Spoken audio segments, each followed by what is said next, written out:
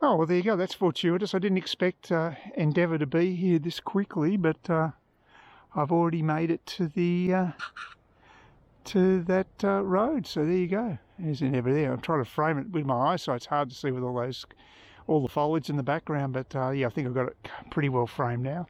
So just got to walk up this road. Very attractive backdrop there with the hills, and yeah, that was much faster than I thought, getting that last section. I think it's going to be about a 40-minute walk each way, so it's about double the length of walking to the supermarket in, actually I'll walk along here, the supermarket in Parramatta Park. So double the time required, but a much more pleasant walk, so got no complaints. And I'm only doing this because I did forget a couple of items, so it's just nice to know I've got that option. And being such a tired ass, of course, it takes me 20 minutes to get to my local shop, so it's not as much fun as going all down here.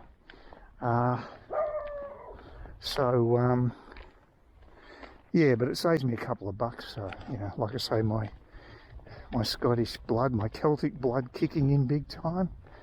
There's a bus stop here.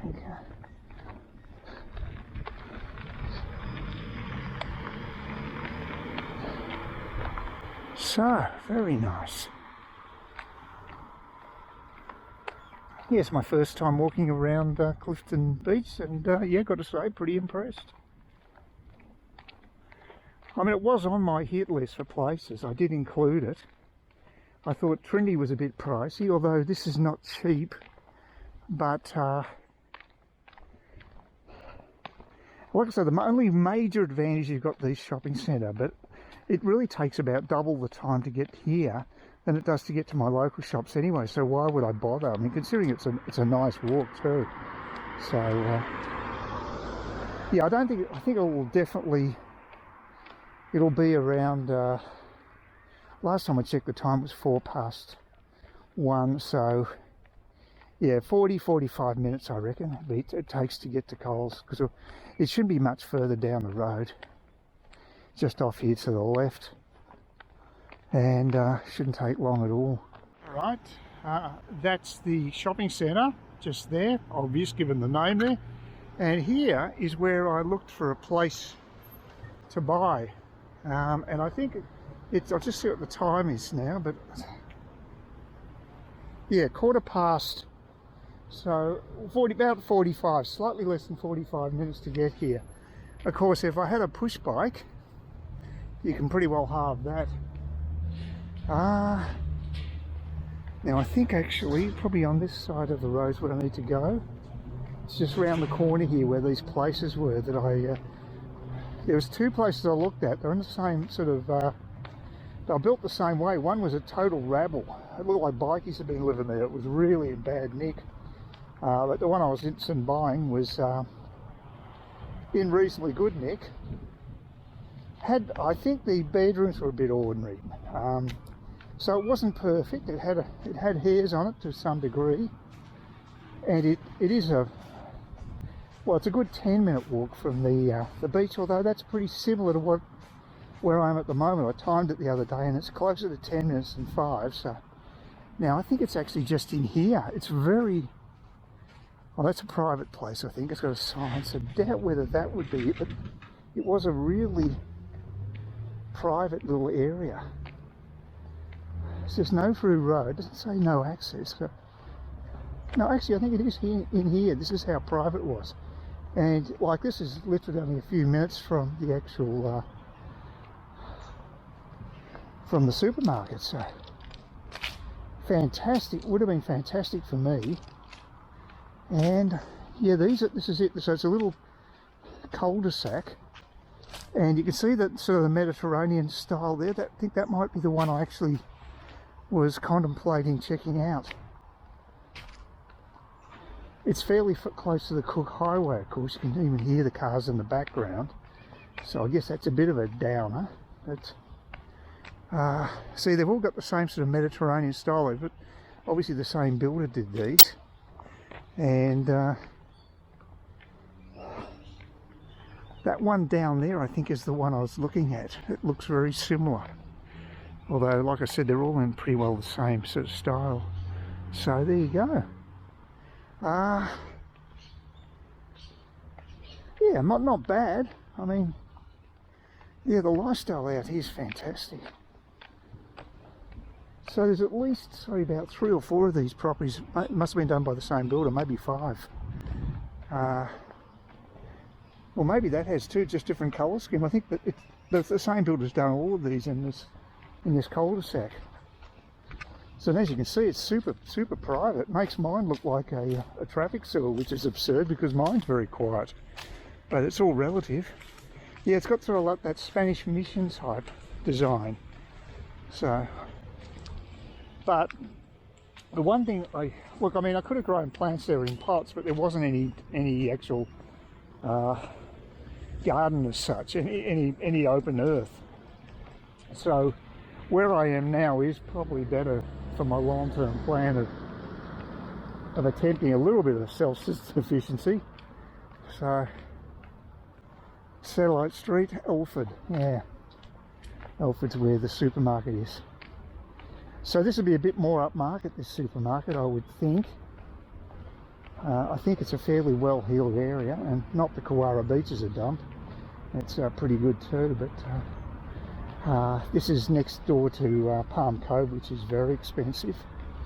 So you can see how close it is to the Cook Highway. So that is another way I could go back. There's probably a walkway along the highway, but not as nice as walking down the beach. So I think that may be a little faster. I don't know, because it's still going to take 20 minutes at least, probably 25 minutes from the Cook Highway to get down to my place. So I don't know if I'd save much time at all. I doubted it, actually. I think this is a much better option too. Yeah, nice to know there's a pleasant walk to get to the shops. And there's the mobile petrol station. So if I need to, like I say, get the jerry can filled so I can do my motor mowing, I can go there. Oh God, look at that. Took the wrong time to try to cross the road here, didn't I? Oh yeah, gets a bit of traffic, not surprising.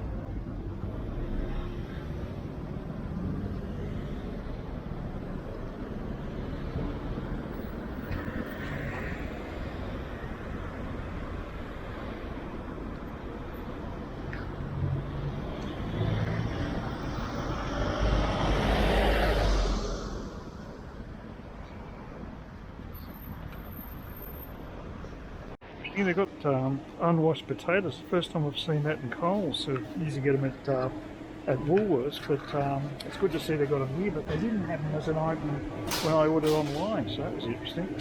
Yeah, it was good actually getting those. Only $1.50 for a kilo of unwashed spuds. That's very cheap. I mean, last time I looked, I think it was $3.50.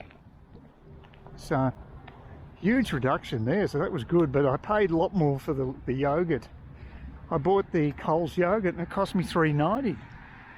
So much for my brilliant plan of saving $2 compared to IGA. It's pretty well the same price. So not overly impressed with that, but like I said, the spuds are good. But certainly the whole centre was much more upmarket than other places I've been to.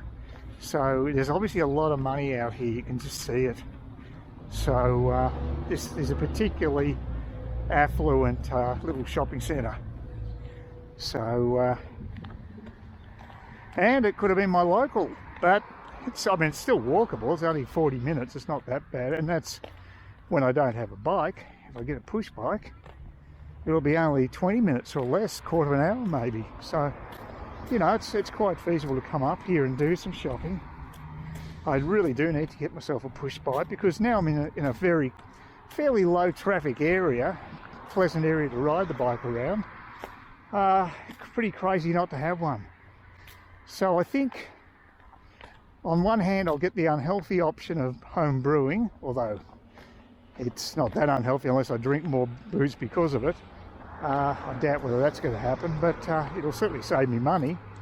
I'm getting that happening once I get the painting done and the patching, and I'll put the order in for the home brewing kit next week, and I'll also should make an order for a push bike from Kmart. At least they'll take it to the local post office. I'm not sure whether it'll get to my door. I doubt it. I was absolutely surprised that Australia Post actually delivered to my door. That was something I didn't expect, but I imagine that Kmart has a more down market option, and it probably only goes to the actual post office. Hopefully not. The only other problem with it, of course, if I buy a push bike from Kmart, they'll be cheap. There's no doubt about that. Only a little over $100, absurdly cheap, considering that they're charging thousands in bike shops for other brands. However, you have to put the damn thing together. It's a flat pack, and whether or not I could actually do that successfully is another question. After I've still got to tackle the gardening cart, so I've got a bit of work ahead of me. Anyway, yes, it was definitely, and the day's improved out of sight. We've actually got some clear sky. It's just been so overcast for about 3 days now. And like I say, a couple of days ago it was classic Melbourne weather, just totally drizzly and grey. But as you can see now, it's very nice. I'm heading back towards the actual beach, go down along a really nice pathways, have a nice pleasant walk back home. And yeah, I'll be doing this more often, I think. It's a good place to get exercise. I mean, you don't need to do exercise machines and things. You just get out and about on a pleasant day and have a nice walk. And I mean, it is a very pleasant walk. So Clifton Beach is definitely accessible. With the new pathway, it could even be slightly closer, but I don't think it's going to make a huge difference. I mean, it's nice walking along the beach anyway. I've got no problem with that. So, yes, it's turned out rather well. So, a very pleasant day here. And the next thing I've probably got to do is explore Palm Cove. I mean, if I felt really energetic, what I could do is walk all the way there. But what I'd probably do then is get a bus back to Smithfield, do some shopping, and come back to Kewarra. Probably do it that way, maybe. I don't know if that's, yeah, that'd be viable, I imagine. I'm not sure how they'd work it with the charge for the bus fare. Actually, I suppose it might be more than the $3 that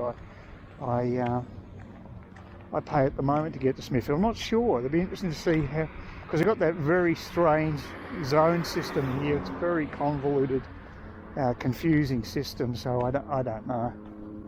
Not sure how that would work. Anyway, there's a place being built there, being landscaped. Good to have Adam around tomorrow, because I'm going to ask him to do a few jobs. He might even be able to do the repair on the roof, because it's just an adjoining section between the veranda and the main roof that seems to be leaking, and the weather's supposed to be okay tomorrow. So if he could tackle that, that's the most immediate need as far as the roof is concerned. That would be great. I think it's just a basic handyman job, so he should be able to handle that. He's got reasonable skills. So we'll see. But I'm very, very happy he's available tomorrow. I couldn't believe that, because it's so bloody difficult to get tradies out, and I was actually very happy to have Tim do the lights, and yeah, he seemed to be reasonably good. He charged the amount he said he was going to charge. He actually, for some reason, didn't include the main toilet. I guess you call it the main toilet, apart from the ensuite one.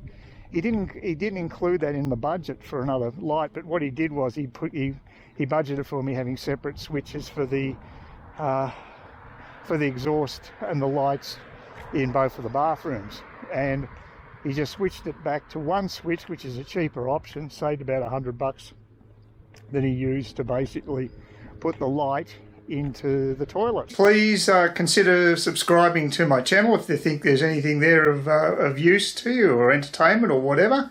And either do that or give me a thumbs up, or if you're feeling really energetic, do both. That'd be great.